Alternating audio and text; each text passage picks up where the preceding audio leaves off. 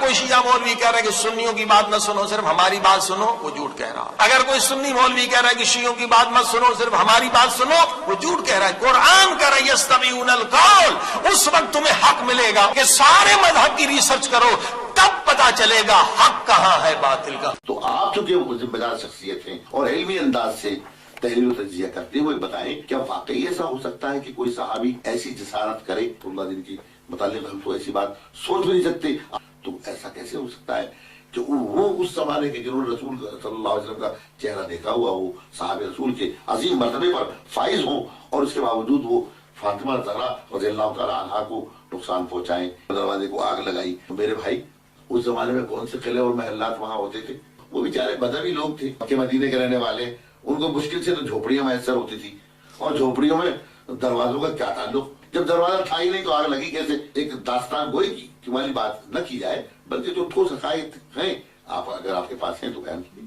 بہت ہی عمدہ باتیں آپ نے ارشاد فرمائیں، کیونکہ حقیقت یہی ہے کہ تعصب، نفرت، عداوت میں انسان کبھی ایک دوسرے کی باتوں کو قبول نہیں کرتا، لیکن اگر ایسے علمی انداز سے علماء کرام مل بیٹھیں تو یقیناً یہ سارے مسائل حل ہو سکتے ہیں۔ اب جیسے آپ نے اشارہ فرمایا کہ اس زمانے میں دروازے ہی نہ تھے، تو دروازے جلانے کا سوال ہی غلط۔ تو قبلہ ہماری جو تحقیق ہے کہ اس زمانے میں دروازے موجود تھے، آپ ہی کی کتابوں سے پیش کرنا چاہتے ہیں، جسے امام احمد حنبل بزرگ عالم ہے، مسند احمد حنبل میں حضرت ابو ذر سے روایت کرتے ہیں کہ رسول خدا صلی اللہ علیہ وآلہ وسلم نے فرمایا کہ اگر کوئی شخص کسی کے گھر کے دروازے سے گزرے اور اس کے گھر کا دروازہ بھی کھلا ہوا ہو اور اس پر کوئی پردہ بھی نہ پڑا ہوا، اگر یہ گزرنے والا اندر جھانک لے اور اس گھر میں کوئی خاتون ہو تو اس گزرنے والے کا کوئی گناہ نہیں ہے۔ قصوروار وہ شخص ہے جس کا گھر کے دروازہ بھی بند نہیں ہے اور پردہ بھی نہیں ڈالا گیا۔ لہٰذا اس حدیث سے یہ ثابت ہو رہا ہے کہ اس زمانے میں دروازے موجود تھے۔ اسی طرح سے سنن ابن ماجہ سے حضرت عائشہ سے روایت ہے کہ رسول خدا آئے، انہوں نے دروازہ کھولا اور پردہ ہٹایا۔ صحیح مسلم اور صحیح بخاری دونوں میں یہ حدیث فلانی موجود ہے۔ ابو موسیٰ اشعری رسول خدا صلی اللہ علیہ وسلم کے پیچھے نکلے، پورا ایک واقعہ ہے، اور اس کے آخر میں ہے کہ وہ دروازے کے قریب آئے، اور صاف صحیح مسلم میں، صحیح بخاری میں ہے کہ وہ جو دروازہ تھا وہ کھجور کی لکڑی کا بنا ہوا تھا۔ احادیث بہت زیادہ ہیں کہ اس زمانے میں دروازے تھے۔ ایسا نہیں ہے کہ کسی ضعیف حدیث کی بنیاد پر ہم نے چند لوگوں کی صحابیت سے انکار کیا ہے۔ آپ نے دروازے سے متعلق جو بات کی اور اچھے دلائل آپ نے بیان فرمائے، آپ نے گفتگو کے ایک پہلو کی طرف اشارہ فرمایا کہ دروازے تھے اس زمانے میں، لیکن چونکہ ہماری گفتگو کا جو محور اور مقصد ہے وہ تھا کہ جس کی طرف آپ نے پہلے اشارہ فرمایا کہ وہ لوگ صحابہ جن کو آپ نہیں مانتے وہ لوگ ہیں کہ جنہوں نے رسول اللہ صلی اللہ علیہ وسلم یا آپ کی آل مبارکہ کو ایذاء تکلیف پہنچائی، یا بقول شیعہ حضرات کے کہ رسول اللہ صلی اللہ علیہ وسلم کی وفات کے بعد حضرت فاطمہ الزہرا کے دروازے پر آگ لگائی۔ تو ضمناً میں نے عرض کیا تھا کہ اس زمانے میں دروازے نہیں تھے، خصوصاً فاطمہ رضی اللہ تعالیٰ عنہ کے در پاک کا دروازہ، ورنہ جہاں تک صرف دروازے سے متعلق بات ہے تو یہ بات صحیح ہے جیسا کہ آپ نے اشارہ کیا کہ باب کعبہ مشہور ہے، اور اس سلسلے میں مجھے ایک حدیث بڑی مشہور حدیث ہے، حضور صلی اللہ علیہ وسلم فرمایا کہ میں شہر علم ہوں اور اس کا دروازہ علی ہے۔ تو دروازے ہوں گے، یقیناً اس زمانے میں ہوں گے، لیکن عمومی انداز میں دروازوں کا ذکر آپ نے فرمایا اور ہم نے سنا اور تسلیم کرتے ہیں، قرآن میں موجود ہے، حدیث میں موجود ہے، لیکن بات پرٹیکولرلی جو ہو رہی ہے وہ اس نقطۂ نظر پر ہو رہی ہے کہ حضرت فاطمہ الزہرا کے گھر کا دروازہ موجود تھا، اور اگر موجود تھا تو اسے آگ لگائی گئی جیسا کہ آپ حضرات دعویٰ کرتے ہیں، اور آگ اگر لگائی گئی تو کیا اس کے متعلق آپ کے پاس متیقن قسم کی وہ احادیث ہیں جو مسلمانوں کو مطمئن کر سکیں؟ آپ نے بہت ہی منطقی اور عقلی بات کہی کہ واقعاً بغیر دلیل کے دعویٰ کرنا خلاف عقل ہے۔ ظاہر اس کے لیے ہم دلائل بھی رکھتے ہیں، اہل سنت کی کتابوں میں بھی لکھا گیا ہے کہ نہ صرف آگ لگائی بلکہ وہ آگ کا دروازہ جو تھا بی بی فاطمہ زہرا سلام اللہ علیہا پہ گرایا گیا، اور بہت ساری کتابوں نے، اہل سنت کی کتابوں نے لکھا ہے کہ یہی دروازہ گرانا سبب بنا ہے حضرت فاطمہ زہرا سلام اللہ علیہا کی شہادت کا۔ جو اہم کتاب ہے المستدرک علی الصحیحین الحاکم کی، کہ جنہوں نے وہی اصول اپنایا ہے صحیح مسلم اور صحیح بخاری، انہوں نے بھی اسے نقل کیا ہے، تاریخ خمیس نے بھی نقل کیا ہے، الملل والنحل نے بھی اس واقعے کو نقل کیا ہے، السنن الحافظ بیہقی انہوں نے بھی اسے نقل کیا ہے، ریاض النظر محب تبریکی، کنز العمال المتقی ہندی کی انہوں نے بھی اس واقعے کو نقل کیا ہے، حیات الصحابہ کاندہلوی کی، جامع الاحادیث الکبیر حافظ سیوطی نے بھی اس واقعے کو نقل کیا ہے کہ بی بی فاطمہ زہرا سلام اللہ علیہا کی شہادت کا سبب اور گھر پہ حملے کا واقعہ، یہ کتابیں ہیں جو ساری اہل سنت کی ہیں۔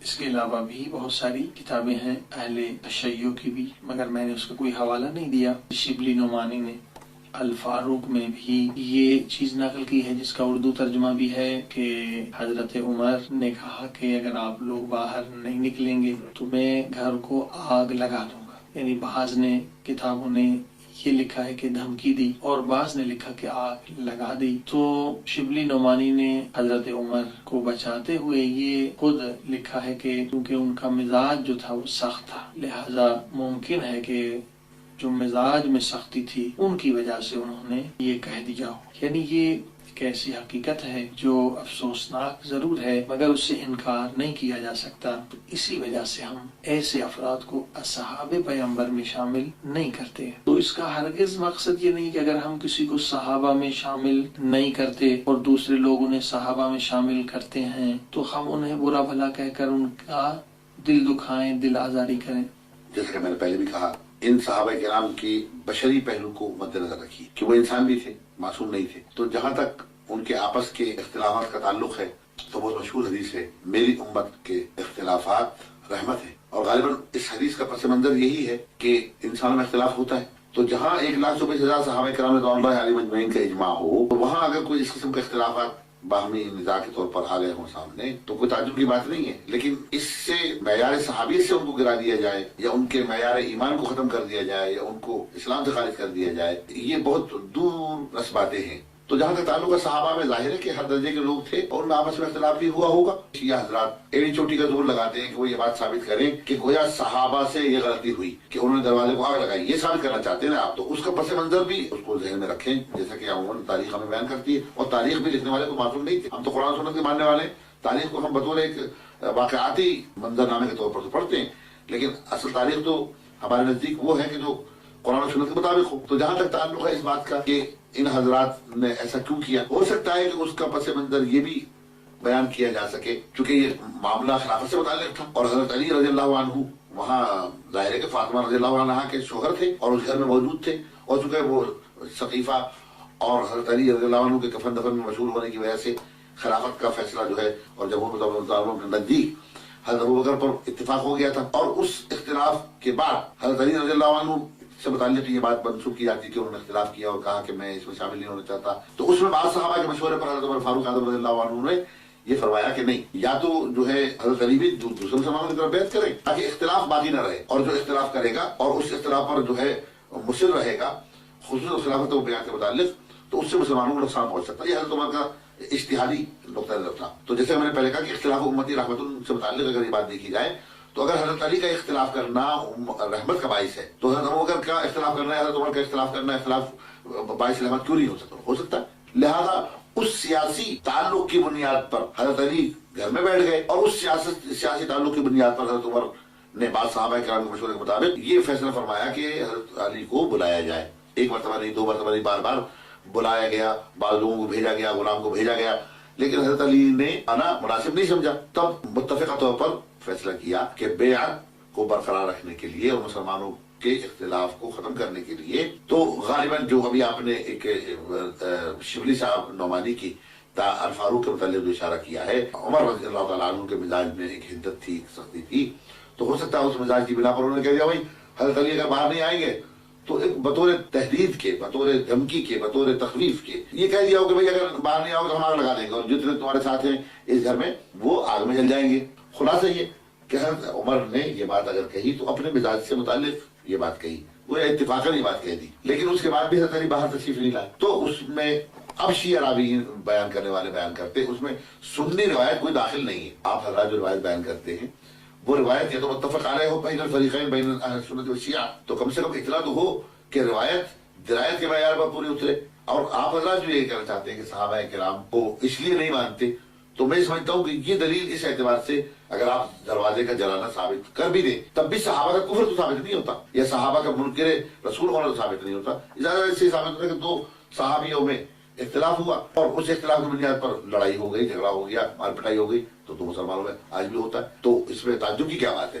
بسم اللہ الرحمن الرحیم. قبلہ آپ نے جو حکم دیا ہے ہمیں کہ جن راویوں نے اس واقعے کو نقل کیا ہے کہ حضرت بی بی فاطمہ زہرا سلام اللہ علیہا کے دروازے پر حملہ ہوا یا آگ جلا دی گئی، ان میں سے ایک راوی جو ہے وہ ابن شہاب زہری ہے، ان ابراہیم سے نقل کیا اس نے، اور ابن عبد الرحمن ابن عوف سے اس نے نقل کیا کہ بیعت کے دن لوگوں نے حضرت زہرا سلام اللہ علیہا کے گھر پر حملہ کیا اور اسلحے کے ساتھ داخل ہو گئے. اب یہ ابن شہاب زہری رجال کی کتابوں میں ابن حبان نے اسے کہا ہے کہ یہ ثقات میں سے، بلکہ امام بخاری نے، امام مسلم نے، یعنی صحیح بخاری میں بھی اس کی روایتیں، مسلم میں بھی ہیں، ابو داؤد نسائی نے بھی اس سے روایت نقل کی ہے. آپ کی زبان قطع کلام ہوتا ہے کہ یہ روایت جو آپ بیان کر رہے ہیں یہ کس کتاب سے لیا؟ یہ کتاب قبلہ کتاب المغازی موسیٰ ابن عقبہ، ان کی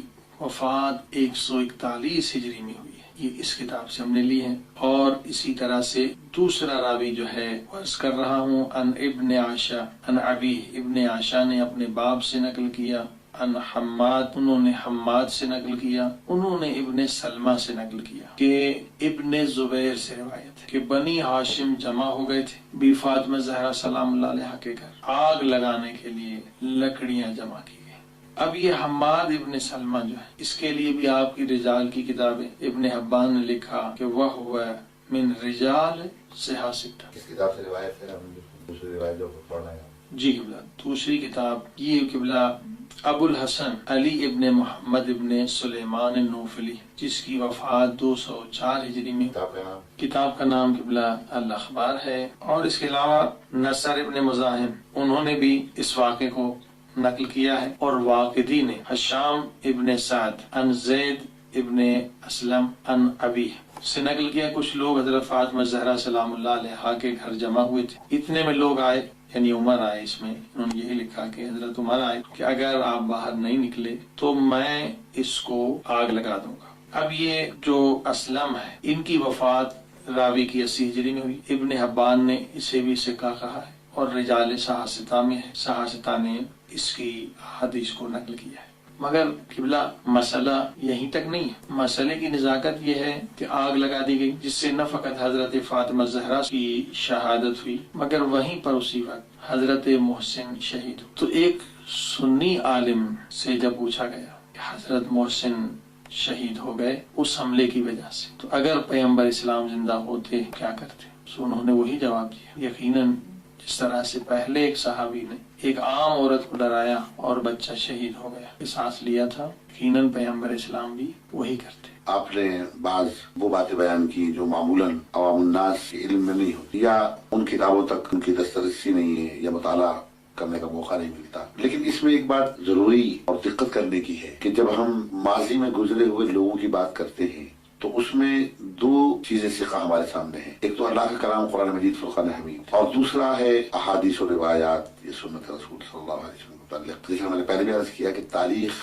جو کہ مختلف لوگوں نے لکھی ہے اگر وہ قرآن و سنت کے مطابق ہیں تو ہم اسے قبول کریں گے، ورنہ معیار یہی ہے کہ ضمنی باتوں کے متعلق جو کچھ تاریخ میں ذکر کیا گیا ہے وہ شاہ پرستی کے دور کی چیزیں ہوں، یا خلافت بنو امیہ و بنو عباس کے دور کی باتیں ہوں، یا خلافت راشدہ کے متعلق بھی اگر کوئی بات ہو تو ظاہر ہے کہ حضور علیہ السلام کی حدیث کا وہاں اطلاق نہیں ہوتا، الا یہ کہ حضور علیہ السلام نے کوئی پیشگوئی فرما دی ہو کہ فلاں زمانے میں ایسا ہوگا. جیسا کہ معروف بات ہے ہمارے ہاں روایت موجود ہے، علیکم بسنتی و سنت خلفاء الراشدین المہدیین. اب ظاہر ہے کہ شیعہ حضرات انہیں قبول نہیں کریں گے، تو جب شیعہ حضرات ان روایات کو قبول نہیں کرتے تو ہم تاریخ کو شیعہ حضرات کے دلائل کیسے قبول کر سکتے ہیں؟ تو عمر فاروق کے متعلق شیعہ حضرات کی جو کتابوں میں ہے کہا کہ وہ ان، اور اگر کوئی بھی اس میں ہو، فاطمہ ہو یا کوئی بھی ہو، علی اگر باہر نہیں نکلیں گے اور بیعت نہیں کریں گے تو ہم آگ لگا دیں. یہ سیاسی مسئلہ. اور ابھی آپ نے مزید ایک اضافہ کیا کہ نہ صرف یہ کہ آگ لگائی گئی بلکہ اس دروازے کو جسے آگ لگائی گئی اس کے گرنے کی وجہ سے حضرت فاطمہ کا پہلو جو ہے زخمی ہوا اور آپ گری اور حضرت محسن شہید ہو گئے. پھر آپ بیان کرتے ہیں کہ فلاں سنی صاحب نے یہ کہا کہ فلاں راوی نے یہ بیان کیا اور وہ سکھا ہے. غور طلب بات جو ہے وہ یہ ہے کہ یہ سیاہ ستہ جیسی حدیث کی اعلیٰ پایا کتابوں میں اس کا ذکر موجود ہے. اب آپ بیان کرتے ہیں اخبار کا، مثلا دیگر بقیہ غیر مصنف قسم کی کتابوں کا، تو یہ بات قابل التفات نہیں ہے. اگر سیاہ ستہ میں بھی یہ بات ہوتی مثلا، تو اس سے آپ ثابت کیا کرنا چاہتے ہیں؟ ثابت یہ کرنا چاہتے ہیں کہ حضرت فاطمہ رضی اللہ مظلومہ تھی، لہذا حضرت عمر ظالم تھے. اگر آپ ظالم بھی ثابت کرتے صحابہ کرام کو، ان سے ان کا کفر ثابت نہیں ہوتا. تو صحابیت کے درجے تو آپ ثابت نہیں کر سکتے. میں نے جیسے کہ پہلے کہا کہ ان سے غلطی ہو سکتی ہے، معصوم نہیں ہے. لیکن یہ کہ محسن کے متعلق جو آپ کہتے ہیں کہ وہ شہید ہوئے، تو جس ہستی کا وجود ہی نہیں ہے دنیا میں، کوئی وہ ہستی نہ آئی، اور وہ آپ کہتے ہیں کہ شہید ہوئے، اب شہید ہونے کے متعلق ثبوت چاہیے. اور یہ کہ واقعاً وہ اس قابل تھے کہ جس کو جنین کا درجہ دیا جائے، تو اب وہ کس مرحلے میں تھے اور آیا تھے بھی یا نہیں تھے، کہ ابھی اس بچے کا کوئی تعلق اتا پتہ ہی نہیں، وجود ہی نہیں اس ہستی کے متعلق. ہماری تو کتابوں کو ذکر نہیں، اور نام بھی اس کا شیعوں نے رکھ لیا محسن. قبلہ مفتی صاحب، جیسے آپ نے اعتراض فرمایا کہ حضرت محسن علیہ السلام کا اہل سنت کے ہاں کوئی وجود نہیں ہے، تو اس میں آپ کی خدمت میں چند نام عرض کر دیتا ہوں کتابوں کے. البدایہ و نہایہ اہل سنت کی کتاب، اس میں لکھا ہے کہ فاطمہ زہرا سلام اللہ السلام کے 3 بیٹے تھے. حضرت محسن بچپن میں انتقال کر گئے، وجہ انتقال نہیں بتائی. دلائل نبوہ میں بھی یہی لکھا ہے 3 بیٹے تھے. ذخائر العقبہ میں محب تبری نے بھی یہی لکھا ہے 3 بیٹے تھے. اسد الغابہ میں بھی یہی لکھا ہے. سبت ابن جوزی نے تذکرۃ الخواص میں بھی یہی لکھا ہے، اور بعض نے بچپن میں انتقال کرنے کی خبر دی ہے مگر اس کی وجہ نہیں لکھی. تاریخ یعقوبی نے بھی یہی لکھا کہ حضرت محسن کا انتقال بچپن میں ہو گیا. تاریخ خمیس نے بھی یہی لکھا. الکامل فی تاریخ میں بھی یہی ہے. اور جن کتابوں نے سخت ہونے کا ذکر کیا ہے، اس میں کمال الدین ابن طہ شافعی نے کتاب کشف الغمہ میں لکھا کہ حضرت علی علیہ السلام کے فرزندوں میں اختلاف ہے. بعض نے سخت ہونے والوں کا ذکر کیا ہے بچے کا، بعض نے ذکر نہیں کیا. لہذا نام کے لیے بھی روایتیں موجود ہیں کہ خود رسول خدا صلی اللہ علیہ وسلم نے فرمایا علی تیری وہی منزلت ہے جو ہارون کی حضرت موسیٰ سے تھی. ہارون کے 3 بیٹے تھے، شبر، شبیر، مشبر. اسی طرح سے وہی نام پیغمبر نے رکھے، حسن، حسین، محسن. ان کا ترجمہ عربی میں شبر، حسن، شبیر، حسین، مشبر، اس طرح محسن. اور جو آپ نے فرمایا یہ کتابیں جو ہیں وہ اہم نہیں ہیں جن میں لکھا ہے کہ گھر پہ آگ لگائی گئی. اور ابھی تک جو ہماری اور آپ کی بحث رہی، آپ نے پوری کوشش کی کہ آپ دفاع کر سکیں حضرت عمر کا اس سلسلے میں. لیکن اب فرض کریں میں نے کسی کو تھپڑ مارا ہے اور آپ میرا دفاع کرنا چاہتے ہیں، لیکن اگر میں خود آ کے کورٹ میں اقرار کر لوں کہ میں نے تھپڑ مارا ہے، تو ظاہر ہے کہ آپ کا دفاع جو ہے وہ بے فائدہ ہوتا. لہٰذا حضرت ابو بکر نے وفات کے وقت یہ فرمایا کہ کاش میں 3 کام نہ کرتا، اور ان میں سے ایک کام یہ تھا کہ کاش میں فاطمہ زہرا سلام اللہ علیہا کے گھر پر حملہ نہ کرواتا. تاریخ یعقوبی نے اسے لکھا ہے. تاریخ اسلام میں ذہبی نے لکھا، العقد الفرید نے لکھا ہے، المروج ذہب نے لکھا ہے، میزان الاعتدال آپ کے رجال کی کتاب لسان المیزان نے لکھا ہے، کنز الامال نے اسے لکھا ہے، العجمہ الکبیر نے لکھا ہے. اگر آپ اعتراض کریں راویوں پر، تو اس کا ایک راوی الوان ابن داود ہے. اس کی روایتیں بخاری میں بھی ہیں، مسلم میں بھی ہیں. میزان الاعتدال، لسان المیزان، سب کے نزدیک یہ ثقہ ہے اور قابل بھروسہ. لہذا آپ نے بھی انشاءاللہ جو ایک عزم کیا ہے کہ یہ جو شدید ترین اختلافی مسائل ہیں شیعہ سنیوں کے درمیان، جس سے دشمنان اسلام فائدہ لے رہے ہیں اور ہمارے درمیان اختلاف بڑھا رہے ہیں، مل کر ایسے جلسوں کا اہتمام کریں کہ اصل میں غلط فہمی ہے. ہم سب عاشقان رسول خدا صلی اللہ علیہ وسلم ہیں اور ہم سب خدا کی رضا چاہتے ہیں. اگر آپ صحابہ کا احترام کرتے ہیں تو بھی آپ رضائے خدا چاہتے ہیں. اگر ہم بعض افراد کو اصحاب میں شامل نہیں کرتے تو اس کی وجہ بھی یہی ہے کہ ہم رضائے خدا اس میں سمجھتے ہیں، کیونکہ حدیث جس نے فاطمہ زہرا سلام اللہ علیہا کو اذیت دی، اس نے رسول خدا کہتے ہیں مجھے اذیت دی. اور کافی وقت گزر چکا ہے، زیادہ زحمت بھی ہم آپ کو دینا نہیں چاہتے. بہت شکریہ.